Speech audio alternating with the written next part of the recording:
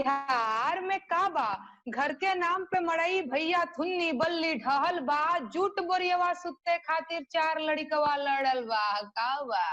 काबा काबा रट्ट लगवने अल्लर बल्लर गाबै छै। काबा काबा रट्ट लगवने अल्लर बल्लर गाबै छै। मिथिला संगहि बढ़ल बिहार तू ककरा भरमाबै छै। आरो छै मिथिला में की नहीं छै। बिहार में काबा। बिहार चुनाव में काबा और ईबा के बीच मुकाबला हो रहा है। पे हाथ रखत ठेकेदार बा काबा। मिथिला में सब किछ छै। काबा का जवाब ईबा से दिया जा रहा है। दरभंगा में एयरपोर्टक संग एम्स बन रही है। गायिका नेहा सिंह राठौर ने बिहार में काबा का जवाब दिया तो मैथिली ठाकुर बिहार में ईबा से जवाब देने उतर आई हैं। राजनीतिक दल भी गाने की शक्ल में सवाल और जवाब में उलझे हैं। चुनाव में पाकिस्तान जिन्ना की खूब बातें हो रही हैं, नहीं हो रही है तो भूख पर बात। भय, भूख, भ्रष्टाचार, इन्हें मिटाने के वादे, इससे जुड़े नारे हर चुनाव में सुनाई देते हैं। इस चुनाव में भय की बातें हो रही हैं, भ्रष्टाचार पर प्रहार के दावे हो रहे हैं। मंच से लेकर पार्टियों के मैनिफेस्टो तक में इनका जिक्र है। जंगल राज और जेल का इस्तेमाल ताकत से हो रहा है, नहीं हो रही है तो भूख पर बात। चुनाव में छठ तक 5 किलो मुफ्त राशन और जनधन खाते में 500 रुपए देने तक ही फिलहाल भूख सिमटी हुई है। लॉकडाउन के उन हालातों को भुला दिया गया जब दिल्ली, पंजाब, गुजरात, महाराष्ट्र से लाखों की संख्या में मजदूरों ने बिहार और उत्तर प्रदेश की ओर पलायन शुरू किया। वजह थी भूख। लॉकडाउन में 2 जून की रोटी मयसर न हो पाने की वजह से मजदूरों ने अपने गांव की ओर लौटना शुरू कर दिया था। तब पूरे देश में भूख का मसला खूब उछला था। तब देश में 39 लाख परिवारों को खाद्य सुरक्षा कानून के तहत राशन नहीं मिल रहा था। इसमें 14 लाख परिवार बिहार के ही थे। वर्ल्ड हंगर इंडेक्स की रिपोर्ट बताती है कि भारत 94वें, पाकिस्तान 88वें, बांग्लादेश 75वें, नेपाल 73वें स्थान पर है। भूख जीवन से जुड़ा बुनियादी सवाल है और यही हल नहीं हुआ तो विकास की हर बात बेमानी है। आजादी के 74 साल बीत जाने के बावजूद भूखमरी देश के लिए कलंक बनी हुई है। बीते 7 दशक से भारत इस कलंक को मिटाने में लगा हुआ है, लेकिन सारी कोशिशों के बावजूद हालात में ज्यादा सुधार नहीं हुआ। विकास के तमाम दावों के बावजूद भारत अब भी गरीबी और भूखमरी की बुनियादी समस्याओं की चपेट से बाहर नहीं निकल सका है। समय समय पर होने वाले अध्ययन और तमाम रिपोर्ट्स भी खुलासा करती रही हैं कि तमाम योजनाओं के ऐलान के बावजूद देश में भूख और कुपोषण के हालात पर लगाम नहीं लगाई जा सकी। 130 करोड़ से ज्यादा आबादी वाले भारत में स्थिति ये है कि देश में खाद्यान्न का उत्पादन बड़े स्तर पर होने के बावजूद बहुत बड़ी आबादी भूखमरी का संकट झेल रही है। विश्व खाद्य उत्पादन की रिपोर्ट के मुताबिक भारत में मजबूत आर्थिक प्रगति के बावजूद भूखमरी की समस्या से निपटने की रफ्तार बेहद धीमी है, जबकि संयुक्त राष्ट्र खाद्य और कृषि संगठन की रिपोर्ट के मुताबिक दुनिया में खाद्यान्न का भंडार इतना है कि हर स्त्री, पुरुष और बच्चे का पेट भरने के लिए पर्याप्त है। बावजूद इसके सच्चाई ये है कि करोड़ों लोग दीर्घकालिक भूखमरी, कुपोषण और अल्प पोषण की समस्या से जूझ रहे हैं। भारत की हालत इस मामले में उसके पड़ोसी देशों से भी खराब है। यहाँ तक कि पाकिस्तान और बांग्लादेश की हालत भी भारत से बेहतर है।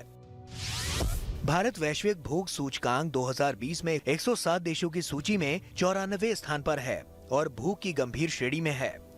पिछले साल इस लिस्ट में भारत का स्थान 102 था। पड़ोसी देश बांग्लादेश, म्यांमार और पाकिस्तान भी भूख की गंभीर श्रेणी में है, लेकिन भूख सूचकांक में तीनों देश भारत से ऊपर हैं। बांग्लादेश 75वें, म्यांमार 78वें और पाकिस्तान 88वें स्थान पर है। रिपोर्ट्स के मुताबिक नेपाल 73वें और श्रीलंका 64वें स्थान पर है। ये दोनों देश भूख की मध्यम श्रेणी में हैं। एक ओर हम भारत की आर्थिक महाशक्ति बनने की बात कर रहे हैं, अगले 5 साल में $5 ट्रिलियन अर्थव्यवस्था को हासिल करने का लक्ष्य रख रहे हैं, तो दूसरी तरफ सच ये है कि इतने सालों की आजादी के बाद भी हम सही मायने में भूखमरी और गरीबी के कलंक से आजाद नहीं हो सके हैं। खाद्य संकट के कारण आज भूख का एक नया चेहरा सामने आया है। पहले भूख और गरीबी ग्रामीण क्षेत्रों से जुड़ी समस्या थी, आज वो शहरी इलाकों की समस्या भी बन गई है। खाद्य और कृषि संगठन और दूसरी अंतर्राष्ट्रीय संगठनों के सहयोग से जारी की जाने वाली खाद्य सुरक्षा और पोषण अवस्था संबंधी रिपोर्ट के मुताबिक 2014 से 2019 तक खाद्य सुरक्षा का दायरा 3.8% तक बढ़ गया है। 2014 के मुकाबले 2019 तक 6.2 करोड़ अन्य लोग खाद्य असुरक्षा के दायरे में आ गए हैं। ग्लोबल हंगर इंडेक्स की वेबसाइट पर शुक्रवार को रिपोर्ट जारी की गई। रिपोर्ट्स में बताया गया कि 5 साल से कम उम्र के बच्चों की मृत्यु दर 3.7% थी। वहीं ऐसे बच्चों की दर 37.4% थी जो कुपोषण के कारण बढ़ नहीं पाते। भारत की 14% आबादी कुपोषण की शिकार है। इसमें बताया गया है कि देश की 14% आबादी को पूरा पोषण नहीं मिल रहा। इस रिपोर्ट में 31 देश गंभीर श्रेणी में शामिल हैं, जिसमें भारत, पाकिस्तान और बांग्लादेश शामिल है। रिपोर्ट्स में कहा गया है कि बांग्लादेश, भारत, नेपाल और पाकिस्तान के लिए 1991 से अब तक के आंकड़ों से पता चलता है कि वैसे परिवारों में बच्चों के कद नहीं बढ़ पाने के मामले ज्यादा हैं, जो कई तरह की कमी से जूझ रहे हैं। इसमें पौष्टिक भोजन की कमी, मात्र शिक्षा का निम्न स्तर और गरीबी आदि कारण शामिल है।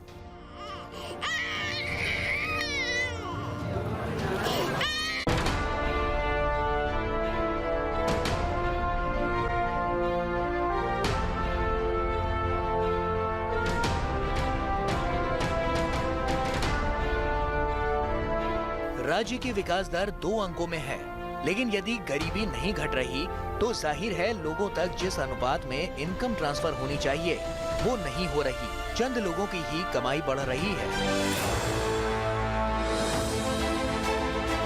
People's Action for Employment Guarantee यानी PAEG ने हाल ही में मनरेगा पर अपनी रिपोर्ट जारी की है। रिपोर्ट के मुताबिक सितंबर तक 1.55 करोड़ लोगों को मनरेगा में काम मांगने के बावजूद काम नहीं मिल सका, जबकि मनरेगा के तहत आवंटित राशि का 64% सरकार खर्च कर चुकी है। सिर्फ 5 महीनों में ही मनरेगा में इतनी तेजी से खर्च हो रही राशि से साफ होता है कि ग्रामीण क्षेत्रों में मनरेगा में काम की मांग अभी भी बहुत ज्यादा है। PAEG रिपोर्ट के मुताबिक 8 सितंबर तक मनरेगा में रोजगार की मांग कर रहे उत्तर प्रदेश के 35.01 लाख ग्रामीणों को काम नहीं मिला। ये आंकड़ा मध्य प्रदेश में 19.38 लाख, पश्चिम बंगाल में 13.03 लाख, छत्तीसगढ़ में 11.74 लाख, राजस्थान में 13.78 लाख और बिहार में 9.98 लाख रहा। यानी इतने ग्रामीणों को मनरेगा में काम मांगने के बावजूद रोजगार नहीं मिल सका। लॉकडाउन के बीच केंद्र सरकार ने 21 अप्रैल से मनरेगा में लोगों को रोजगार दिए जाने की छूट दी थी और वित्त वर्ष 2020 से 21 के लिए सरकार ने कुल धनराशि 1,01,500 करोड़ आवंटित किए थे। PAEG की रिपोर्ट में सामने आया कि सरकार 9 सितंबर 2020 तक मनरेगा के तहत 64,000 करोड़ रुपए खर्च कर चुकी है। यानी कुल बजट का 64% हिस्सा सरकार 5 महीनों में ही खर्च कर चुकी है। सिर्फ 5 महीनों में ही मनरेगा में इतनी तेजी से खर्च हो रही राशि से साफ होता है कि ग्रामीण क्षेत्रों में मनरेगा में काम की मांग अभी भी बहुत ज्यादा है। मनरेगा में रोजगार के लिए काम की मांग बढ़ने के साथ दूसरी बड़ी समस्या ये है कि जिन लोगों ने साल में मिलने वाले 100 दिन का काम पूरा कर लिया है, वे आगे रोजगार के लिए क्या करेंगे? दरअसल बेरोजगारी और गरीबी का सीधा वास्ता भूख से है। कोरोना काल में श्रमिक घर लौटे लेकिन टिके नहीं। खतरे के बीच काम की तलाश में दूसरे राज्य निकल गए। इसके पीछे सिर्फ एक वजह है और वो है भूख। भूख और कुपोषण के मामले में 107 देशों की सूची में भारत के 94 स्थान पर होने की खबर आने के बाद राहुल गांधी ने केंद्र सरकार पर निशाना साधते हुए कहा कि सरकार गरीबों के लिए कुछ नहीं कर रही। राहुल गांधी ने ट्वीट कर कहा कि भारत का गरीब भूखा है क्योंकि सरकार सिर्फ अपने कुछ खास मित्रों की जेबें भरने में लगी है। राहुल गांधी ने इसके साथ ग्लोबल हंगर इंडेक्स की सूची भी जारी की।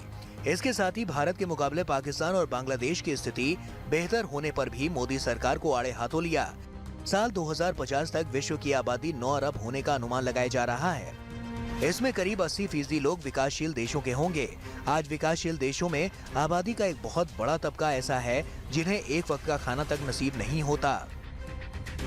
अगर गरीबी की समस्या का निवारण नहीं किया गया तो आने वाले समय में भूख की समस्या और भी बड़ी होगी।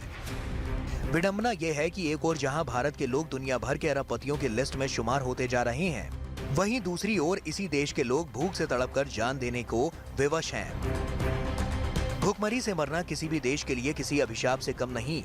जरूरी है कि सरकार देश से भूखमरी की समस्या को जड़ से खत्म करने के लिए व्यापक नीति को लेकर आए, गरीबी, अशिक्षा और बेरोजगारी को दूर करने का प्रयास करे, अनाज भंडारण की क्षमता में इजाफा करे जिससे अनाज को नष्ट होने से बचाया जा सके, और उससे भी ज्यादा जरूरी है संकल्प जो इस समस्या का समूल नाश कर सके।